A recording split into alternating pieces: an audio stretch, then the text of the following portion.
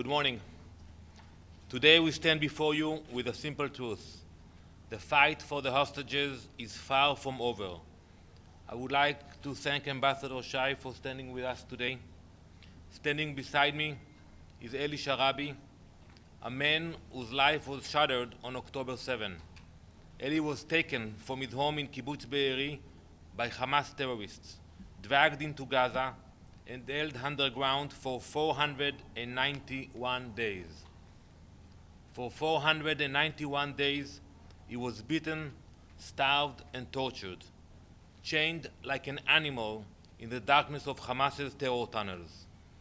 When he was finally released, he returned to a nightmare. His wife, Lian, and their two daughters, Noya and Yael, were murdered.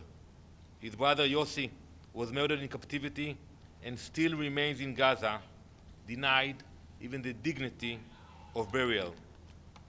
Eli is here today because he survived. He is here to look into the eyes of those who have kept silent and tell them the truth. For too long, the UN has looked away. For too long, the Security Council has looked away. But Israel will not look away. We will not fail them. There are too many in this building who want us to turn the page and move on. There are others who mention the hostages as if they are checking a box, not because they really care for them. Some even fail to mention the hostages at all. However, after Eli Sharabi's testimony, no one will be able to ignore them. No one will be able to simply check boxes. The world will hear his story, and the world will have to make a choice: to stand with the hostages or to stand with the terrorists. Thank you.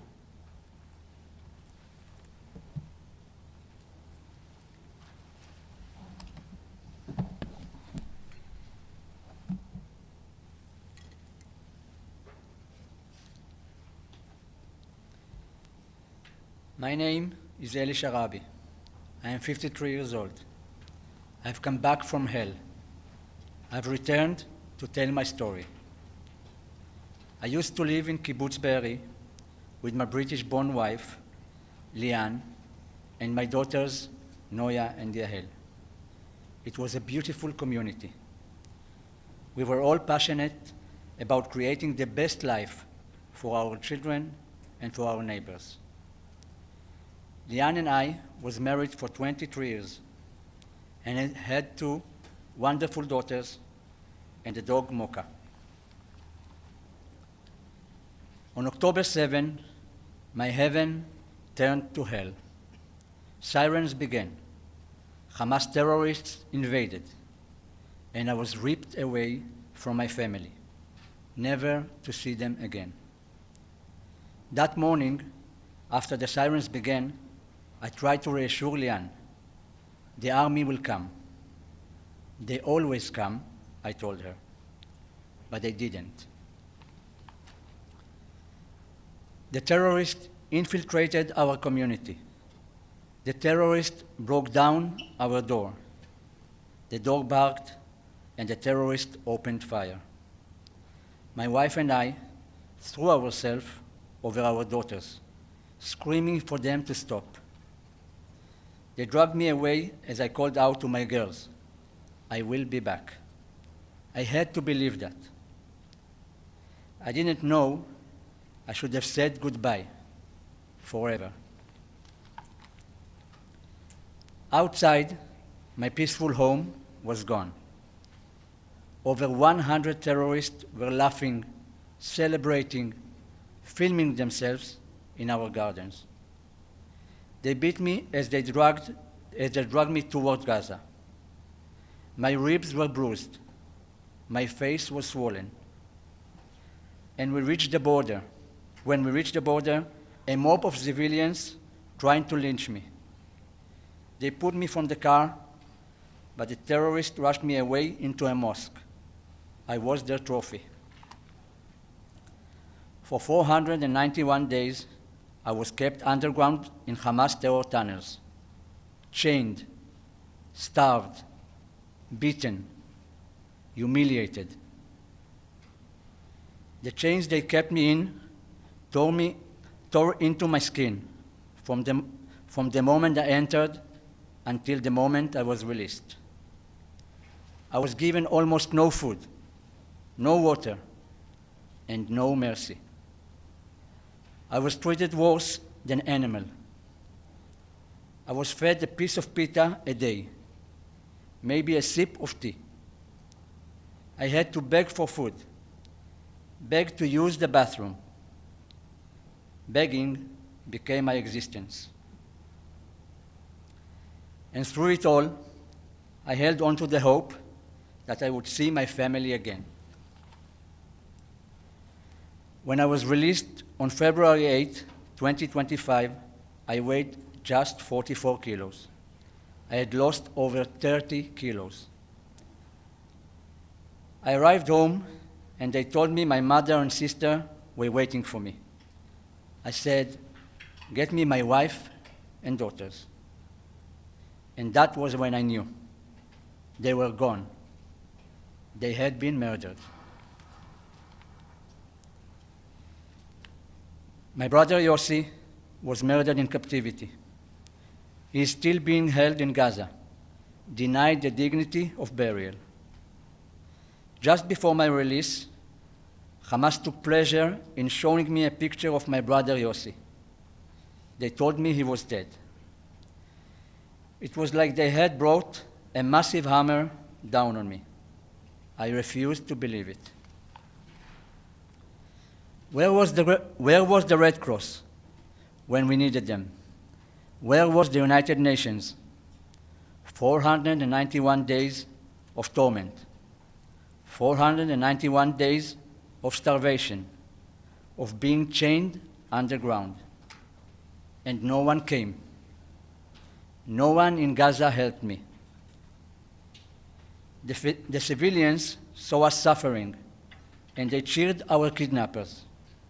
They were definitely involved. I'm here today because I survived. But survival is not enough. Not when 59 hostages are still there. I was freed less than 6 weeks ago. I've come here to be the United Nations with a simple message. Bring them all home. I met President Trump at the White House and thanked him for securing my release and many others. I appreciate his efforts to free those still held. I told him we must bring them all home. I met with Prime Minister Starmer at 10 Downing Street. I told him as well, we must bring them all home. Now, I will stand before the United Nations Security Council to say this. No more excuses, no more delays, no more moral blindness. You cannot claim to stand for humanity and abandon those who are still in hell. I say now to every state, to every person in a position of power, to every person who has listened to me today, bring them all home, now. Thank you.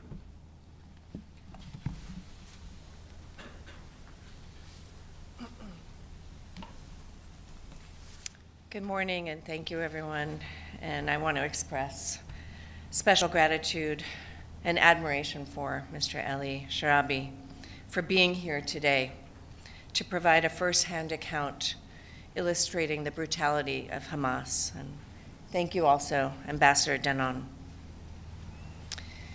Your difficult but necessary testimony, Mr. Sharabi, will offer the Security Council an important perspective, reminding us all of how Hamas started this conflict on October 7th, 2023, with its horrific terrorist attack, wherein they took 250 people hostage. The United States is honored to have Mr. Sharabi here, and it is important for the Council to hear directly from hostages who were kept in Hamas captivity. They are witnesses and they are survivors whose testimony provides evidence of the barbarity of Hamas. Mr. Sharabi is particularly brave. He lost his wife, Lian, daughters Noya and Yahel, brother Yossi, when Hamas murdered each one of them. His brother Yossi's body is still being held by Hamas in Gaza, as he just said. Despite this horrific ordeal and the extreme sorrow he is experiencing, he continues relentlessly to advocate for the release of all the hostages. His determination and his dedication to ensure others do not experience the same loss is inspiring. President Trump has been clear. Hamas must release all 59 hostages immediately, including American citizens Idan Alexander, Itai Chen, Judith Weinstein Haggai, Gad Haggai, and Omer Nutra, or they will continue to pay a steep price. We will always stand with Israel as it defends itself and pushes to secure the release of all hostages from Hamas captivity. Thank you, and I now turn the podium back to Ambassador Danon. Thank you very much.